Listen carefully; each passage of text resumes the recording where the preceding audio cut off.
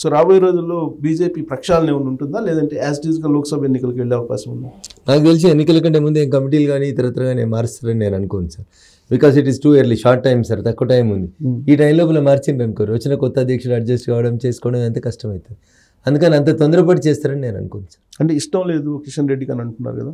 ఇష్టమున్నా కష్టమున్నా మేమంతా క్రమశిక్షణ వెళ్ళిన కార్యకర్తలం కాబట్టి పార్టీ హైకమాండ్ ఏం చెప్తే అదే వింటాం సార్. నెక్స్ట్ నగరాంధ్రరావు గారి స్టెప్ ఏంటి? పార్టీ అవకాశం ఇస్తే పోయినసారి మెదక్ పార్లమెంట్కి చేసినాం, ఈసారి కూడా చేయాలని అనుకుంటున్నాం సార్. అవకాశం ఇస్తే చేస్తాం, అవకాశం లేకపోతే సైలెంట్గా ఉంటాం. సో నెక్స్ట్ లోక్సభ దాని మీద చాలా సీరియస్గా ఉంది బీజేపీ. 21st అనుకుంటా కదా, 21st అంటే ఇవాళే రివ్యూ ఏదో జరుగుతుంది ఢిల్లీలో. 23, 24 సార్, 22 రోజులు పార్లమెంట్ అయిపోతుంది. 22 రోజులు పార్లమెంట్ అయిపోతే 23, 24 2 రోజులు పార్లమెంట్ ఎన్నికల మీద సమీక్ష ఉంది సార్. సో అప్పుడు క్లారిటీ వచ్చే అవకాశం వస్తుంది సార్, అప్పుడు తప్పకుండా వస్తుంది. సో మీకు మెదక్ నుంచి ఖచ్చితంగా ఈసారి టికెట్ ఇప్పుడే డిక్లేర్ చేయరు సార్, బట్ సమీక్ష జరుగుతుంది. పార్లమెంట్ ఎన్నికలకి ఎట్లా పోవాలి, ఏం చేయాలి, పొత్తులు ఉంటాయా, ఉండయా, ఎవరిని కలుపుకోవాలి, ఎవరితో ఏమవుతుంది అనేది ఒక ప్రాథమిక నివేదిక చర్చ జరిగిన తర్వాత మళ్ళీ హైదరాబాద్కి వచ్చి చర్చ చేస్తారు సార్. సో మెదక్ విషయానికి వచ్చేటప్పటికి ఈసారి మొన్న పిఎస్సీ సమావేశం జరిగింది కాంగ్రెస్ పార్టీది. వాళ్ళు సోనియా గాంధీని తీసుకొచ్చి మెదక్లో నిల్చోబెట్టాలంటున్నారు. సో కాంగ్రెస్ పార్టీకి మీద చెప్పుకోదగ్గ బలం లేదు సార్ మెదక్ లోపల.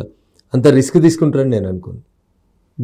వచ్చిన ఒకవేళ సోనియా గాంధీ గారు తెలంగాణకు వచ్చినా, నల్గొండనో, ఖమ్మమో అటువైపు వాళ్ళకి బలంగా ఉన్నటువంటి జిల్లాలలో పోటీ చేయించుకుంటారు, కానీ I don't think so Medak వస్తారని నేను అనుకోను. మెదక్లో ఇందిరాగాంధీ గారు పోటీ చేసినప్పుడు పరిస్థితులు వేరు, ఇప్పటి పరిస్థితులు వేరు. సో బీఆర్ఎస్ వైపు నుంచి మరి కేసీఆర్ గారు మళ్ళీ మెదక్ నుంచి పోటీ చేసి ఆయన జాతీయ రాజకీయాల్లోకి వెళ్తానంటారు. కేసీఆర్ గారు వచ్చినా, ఇంకా సోనియా గాంధీ గారు వచ్చినా, ఎవరు వచ్చినా నాకు నష్టమేం లేదు.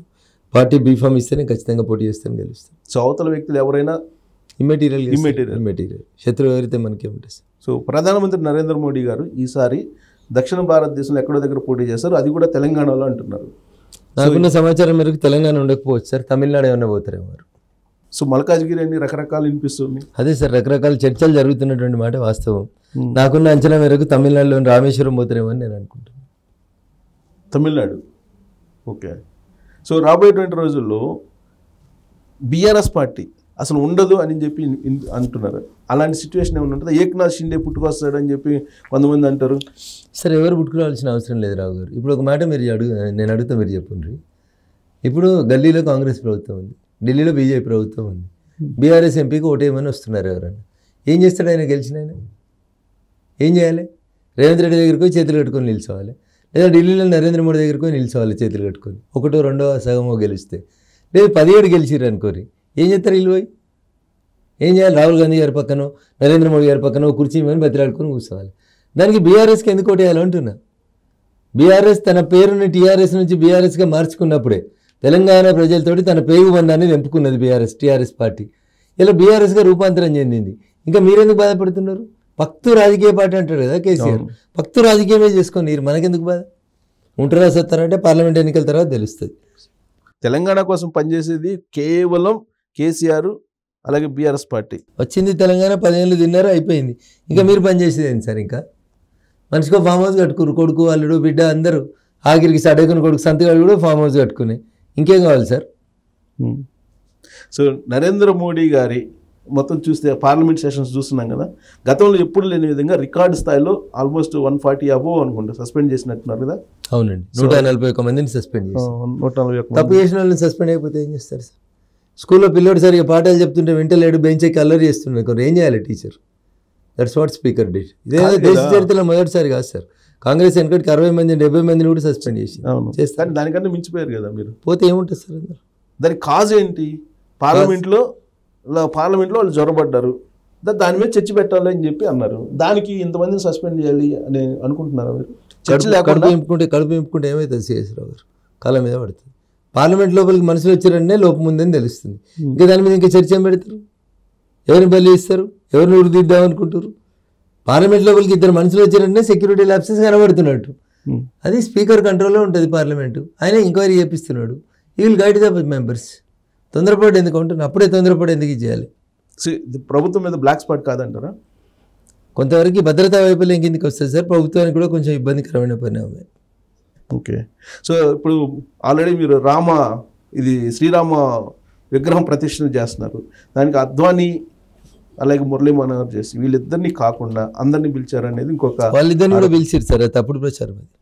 వాళ్ళిద్దరు కూడా ఇన్విటేషన్స్ ఇచ్చారు సార్. ఆల్రెడీ ట్రస్ట్ వాళ్ళు మేము పిలవలేదు మేము వద్దను అని చెప్పి ట్రస్ట్ ఫోటో షూట్ అన్నది మీడియాలో కొంత దానికి సంబంధించి నెగటివ్ వార్తలు వచ్చిన తర్వాత ఫోటో షూట్ అన్ని రిలీజ్ చేసారు సార్. వాళ్ళని కూడా కలిసిరు. మరి వయసుని దృష్టిలో పెట్టుకొని మీరు రాకుండా ఉంటే బాగుంటుంది సార్, కరోనా మళ్ళీ వస్తుంటారు అని చెప్పినప్పుడు వాళ్ళు అంగీకరించారు. అంతేగాని వాళ్ళని రావద్దని ఎవరికి చేయలేదు, వాళ్ళకి ఇన్విటేషన్ ఇవ్వలేదని తప్పు సార్. కానీ వీళ్ళు ఏదో ఆర్ఎస్ఎస్ వాళ్ళు పిలిచారు తప్పితే ఈ ట్రస్ట్ వాళ్ళు పిలవలేదు. ట్రస్టే పిలిచింది సార్. ఇలాంటి అన్ని పేపర్లలో ఫోటోలు అవి ఉన్నాయి. ట్రస్ట్ సో దాని క్లారిటీ వచ్చేసింది. అద్వానీ కూడా వస్తున్నారా? అద్వానీ బహుశా రారనుకుంటా సార్. ప్రోగ్రామ్ అయిపోయిన తర్వాత 2 రోజుల తర్వాత వస్తారేమో. జనం క్రౌడ్ తక్కువ ఉన్నప్పుడు వస్తారు సార్ వాళ్ళు.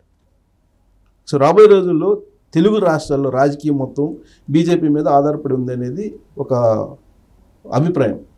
సో బీజేపీ ఏ స్టెప్ వేస్తుంది, తెలంగాణలో ఏ స్టెప్ వేస్తుంది, ఆంధ్రప్రదేశ్లో ఏ స్టెప్ వేస్తుంది? అధికారంలో రావడానికి ఎక్కువ సీట్లు గెలవడానికి ఏం చేయాలో అది చేస్తాం సార్. అది ఏం చేస్తారు? అది దానికోసం అందరూ ఎదురు చూస్తున్నారు. అది బయటికి చెప్పేది కాదు కదా sir. With in the 4 walls will discuss. ఒక స్ట్రాటజీ అయితే ఉందా? 100% ఉంది.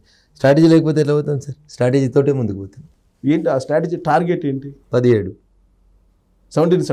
ఇంక్లూడింగ్ హైదరాబాద్. ఇంక్లూడింగ్ హైదరాబాద్ తప్పేముంది సార్ అందులో? ఏంది రఘునందన్ శత్రు దుర్పేరితమైన కోటనా అదేమన్నా?